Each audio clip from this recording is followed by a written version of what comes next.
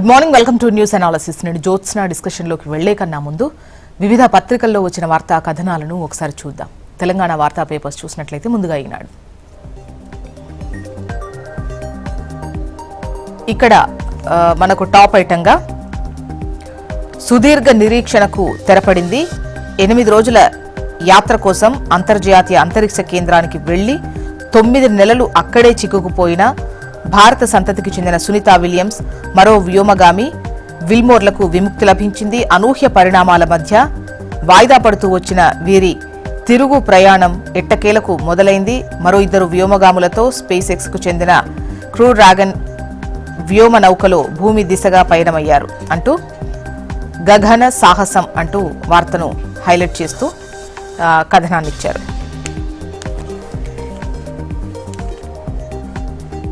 ఇక banner item విషయానికి వస్తే ఎస్సీ వర్గీకరణ చరిత్రాత్మకం అని అంటున్నారు సీఎం రేవంత్ రెడ్డి. ఎన్నో ఏళ్ల ఎస్సీ వర్గీకరణ సమస్యకు శాశ్వత పరిష్కారం చూపడం చరిత్రాత్మకమని ముఖ్యమంత్రి రేవంత్ రెడ్డి పేర్కొన్నారు. రాజకీయాలకు అతీతంగా అన్ని పార్టీలు వర్గీకరణ బిల్లుకు సంపూర్ణ మద్దతు తెలియజేయడం హర్షణీయమన్నారు. ఇక పార్టీల వర్షన్ గనక మనం చూసినట్లయితే ఉద్యమ కాలం నుంచే కేసీఆర్ అనుకూలం అన్న బీఆర్ఎస్, కేంద్ర స్థాయిలో ప్రధాని మోదీ కీలకంగా వ్యవహరించారు అంటున్న బీజేపీ, 18 మంది సభ్యులతో యాదగిరిగుట్ట పాలక మండలి బోర్డు ఏర్పాటుకు ఇవన్నీ కూడా మీరు న్యూస్ రీల్స్ లో చూడొచ్చు. సామాజిక న్యాయానికి పునాది ఎస్సీ వర్గీకరణకు శాసనసభ మండలి ఏకగ్రీవ ఆమోదం, 59 ఉపకులాలు, 3 గ్రూపులు, 15% రిజర్వేషన్లో. సుప్రీం తీర్పు వెలువడ్డ 7 నెలల్లో ప్రక్రియ పూర్తి.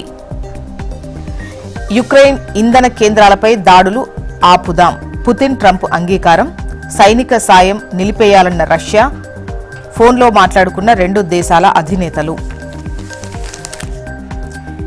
ఇక 3 లక్షల కోట్లకు పైనే ఇవాల్టి పద్దు. ఇవాళ తెలంగాణ శాసనసభలో రాష్ట్ర బడ్జెట్ ప్రవేశపెట్టనున్నారు. సో 3 లక్షల కోట్లకు పైగే బడ్జెట్ ప్రతిపాదించేటువంటి అవకాశం ఉంది. నెక్స్ట్ ఆంధ్రజ్యోతి.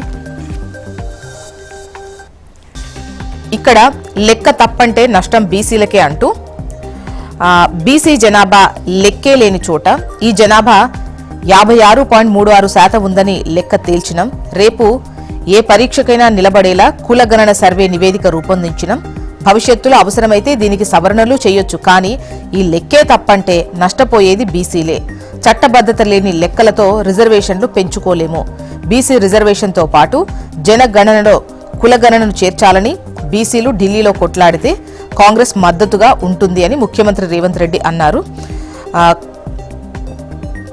తెలంగాణలో బీసీ రిజర్వేషన్ బిల్లు అనేది విప్లవాత్మకం. నిన్న బీసీ సంఘాలతో సీఎం రేవంత్ రెడ్డి సమావేశంలో మాట్లాడినటువంటి విషయాలను ఇక్కడ ప్రస్తావిస్తూ ఈ వార్తనిచ్చారు.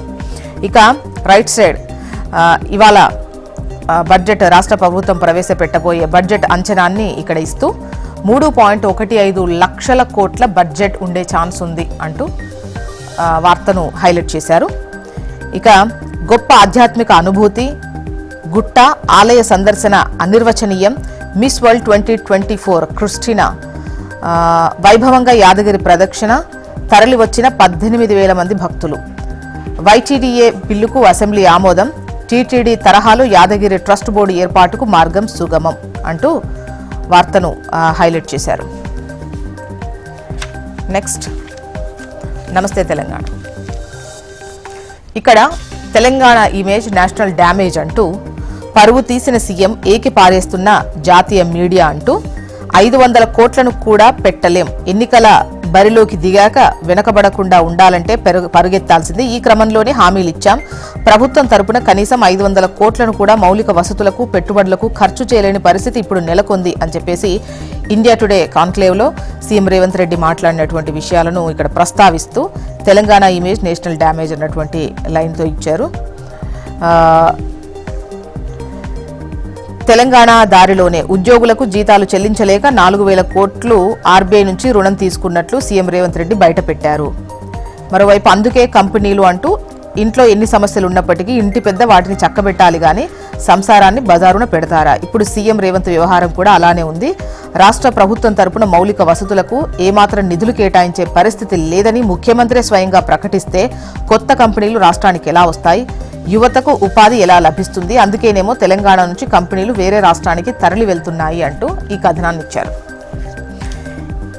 ఇక ఎస్సీ వర్గీకరణకు ఆమోదం, రాష్ట్ర శాసనసభలో బిల్లు ఏకగ్రీవం, దళిత వర్గాల్లో హర్షాతిరేకం.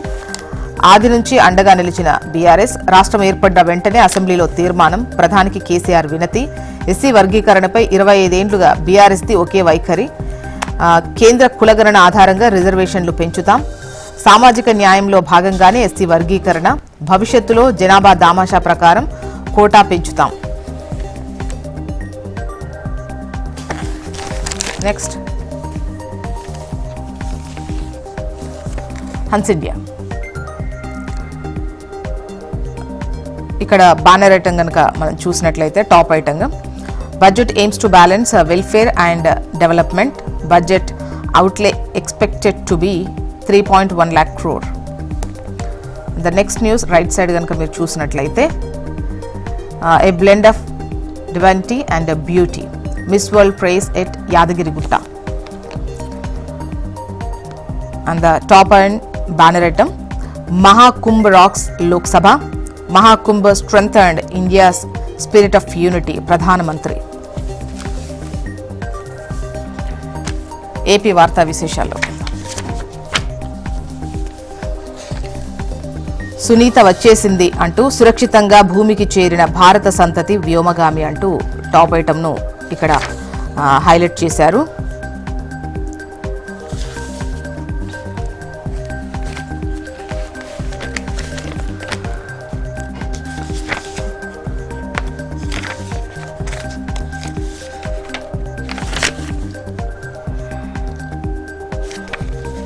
మరోవైపు ఉత్సాహంగా ప్రారంభమైన ఎమ్మెల్యేలు ఎమ్మెల్సీల క్రీడా పోటీలు, స్పీకర్ కబడ్డీ కబడ్డీ అన్నటువంటి లైన్తో ఈ వార్తను హైలైట్ చేశారు.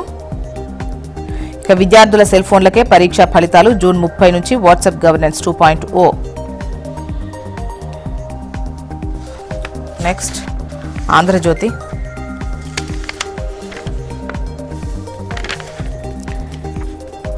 స్వాగతం సునీత అంటూ వార్తను హైలైట్ చేస్తూ 9 నెలల నిరీక్షణ తర్వాత భూమిపైకి చేరినటువంటి వ్యోమగాములు సునీత అండ్ వెల్మోర్లకు సంబంధించి వార్తను హైలైట్ చేస్తూ కథనాన్ని ఇచ్చారు. పైన టాప్లో లెఫ్ట్లో వార్తను మీరు చూడొచ్చు. ఇక ప్రతి జిల్లాలో క్రీడా స్టేడియం, అట్టహాసంగా ప్రజా ప్రతినిధుల క్రీడా పోటీలు, ఉత్సాహంగా పాల్గొన్న ఎమ్మెల్యేలు ఎమ్మెల్సీలు, కబడ్డీలో అచ్చన్న, వాలీబాల్లో అయ్యన్న జట్ల గెలుపు. మరోవైపు రైట్ సైడ్ కనుక పైన టాప్లోనే చూస్తే బెట్టింగ్ యాప్లపై ఫైటింగ్ అంటూ వార్తను హైలైట్ చేస్తూ సోషల్ మీడియాలో భారీ స్పందన.